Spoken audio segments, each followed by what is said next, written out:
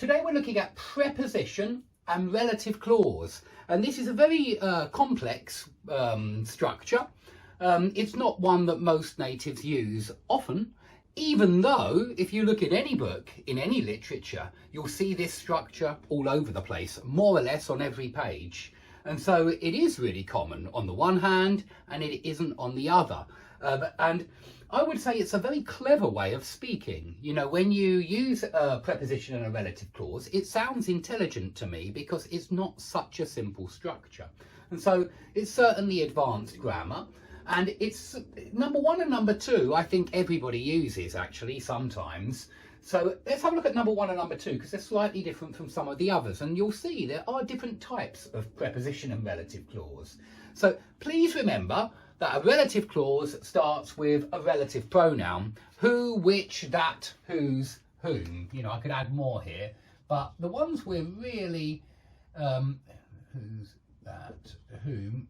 Yeah, I'll put those in brackets just because you don't see these so often in the preposition and relative clause.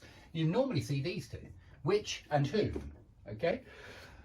So remember that that's what a relative clause is. It always, this relative pronoun always starts a clause. And if you are thinking, what the hell is a clause, Dave? It just means subject and verb. Yeah, they're the two elements that are the most important elements in any sentence, because a subject and a verb together can make a complete thought. And any complete thought, with the exception of imperatives, must have a subject and a verb. Okay? So which and whom, look out for these guys, yeah? Look at number one. I spoke to a large number of students. Now I want you to notice, firstly, that that is a main clause. We can put a full stop there if we want to. I spoke to a large number of students, yeah? But we're going to add information about those students. And we do that with a relative pronoun in a phrase, let's call it, a relative pronoun phrase. And it looks like this, yeah, it's these ones here.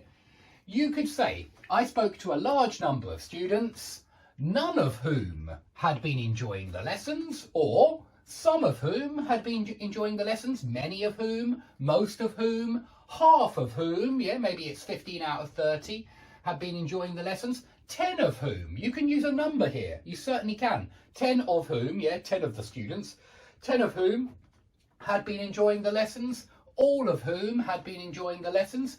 And let's say that I rephrase this to, I spoke to 2 students. Then I could say both of whom had been enjoying the lessons, or neither of whom, for the negative, yeah, for not one, neither him nor the other, neither of whom had been enjoying the lessons. So you can see, we can even say hardly any of whom. You can use a lot of different words here, a lot of different quantifiers, determiners, yeah, or really it's kind of like a pronoun. The whole thing, the phrase with the relative pronoun is a pronoun because it's standing in for these students, a number of students, and the number of students have been enjoying the lessons. A lot of students, or some of them, or many of them, have been enjoying the lessons.